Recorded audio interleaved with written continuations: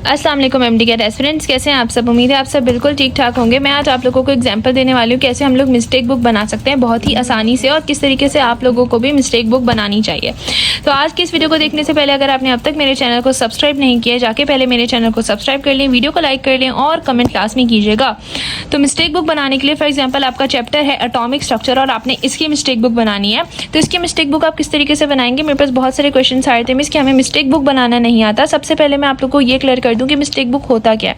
Mistake book का मतलब है आपने एमसीक्यू सॉल्व किया और उसमें से कुछ एमसीक्यू से आपके गलत हो गए और आपने उनको कॉन्सेप्चुअली किसी भी एक पेज के ऊपर उतार लिया और हर चैप्टर की आपने अलग मिस्टेक बुक बनाई और एमडी कैट वाले दिन जाने से पहले 2 दिन या 1 दिन पहले उसको अच्छे से रिवाइज कर लिया और वैसे भी उसको हफ्ते में या महीने में 1-2 दफ़ा रिवाइज करते रहे। उससे ये होगा कि जो आपके वीक पॉइंट्स हैं, जो गलत एमसीक्यूज हैं, वो आपके रिवीजन में रहेंगे। सही है, तो ये एक बहुत ज़्यादा प्लस पॉइंट होता है एमडी कैट के बच्चों के लिए। अब फॉर एग्जाम्पल आपका एटॉमिक स्ट्रक्चर चैप्टर है, सबसे पहले आपने इसको अच्छे से प्रिपेयर कर लेना है। इसका लेक्चर देखकर इसको अच्छे से प्रिपेयर करने के बाद आपने इसके एमसीक्यूज की तरफ आना है। एमसीक्यूज आपने इसके सारे सॉल्व किए, ठीक है, यहाँ से आंसर्स नहीं देखे, आपने एमसीक्यूज एक्यूरेटली सॉल्व किया। अब सॉल्व किस तरीके से किया मैं आपको एग्जांपल दे रही हूँ। जैसे ये आपके पास एक रजिस्टर है, आपने इसके पीछे ना एमसीक्यू सॉल्व कर लिया, मैंने आपको जस्ट एग्जांपल के लिए बता रही हूँ, ठीक है।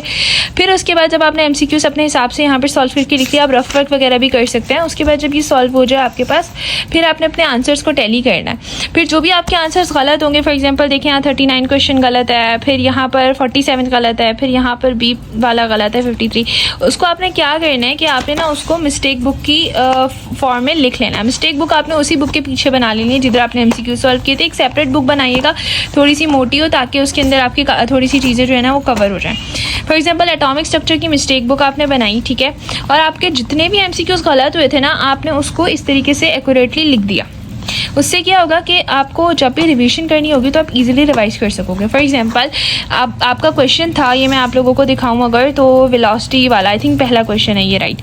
The velocity of beta raise, beta raise की वेलोसिटीज कैसी होती हैं, 100 टाइम्स ग्रेटर होती हैं अल्फा रेज से, 10 टाइम्स ग्रेटर होती हैं, 5 टाइम्स ग्रेटर होती हैं, या इसमें से कोई भी ऑप्शन करेक्ट नहीं होता।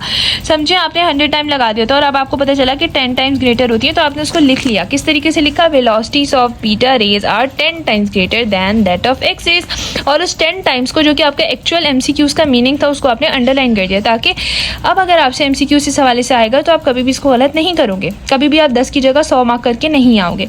इसी तरीके से नेक्स्ट क्वेश्चन आपके पास था, positron was discover bye, positron को किसने डिस्कवर किया था। फॉर एग्जांपल आपको लगा स्टोनी ने डिस्कवर किया था, आपने वो मार्क कर दिया, और जब आपने इसका ठीक ऑप्शन देखा तो आपको पता चला कि इसका ठीक ऑप्शन है CE Anderson.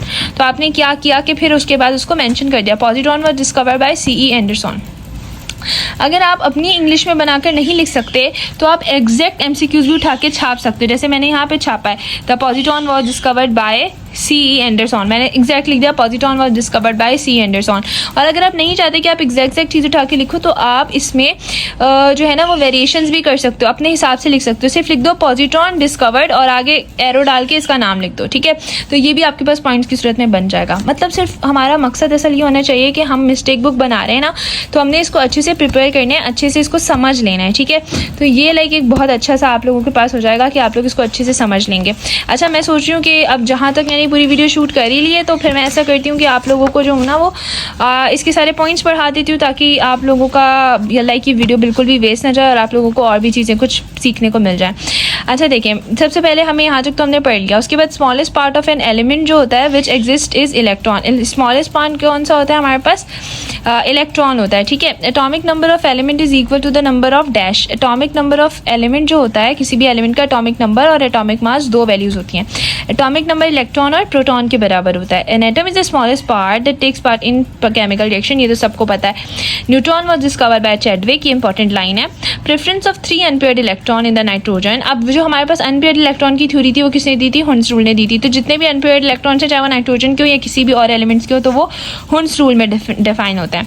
Charge on alpha particle is +2, charge on beta particle is -2। Hydrogen bomb किस पे बेस करते हैं, न्यूक्लियर फ्यूजन पे। पता है यहाँ पे बच्चे ज़्यादातर क्या मार्क करते हैं, नेचुरल डिजास्टर वगैरह, लेकिन इसका करेक्ट ऑप्शन न्यूक्लियर फ्यूजन है। फिर इसके अलावा हमारे पास alpha rays are shooting out from the radioactive substance nearly with कितने उससे वेलोसिटी से करती हैं 1 to the 10th of the light, ठीक है।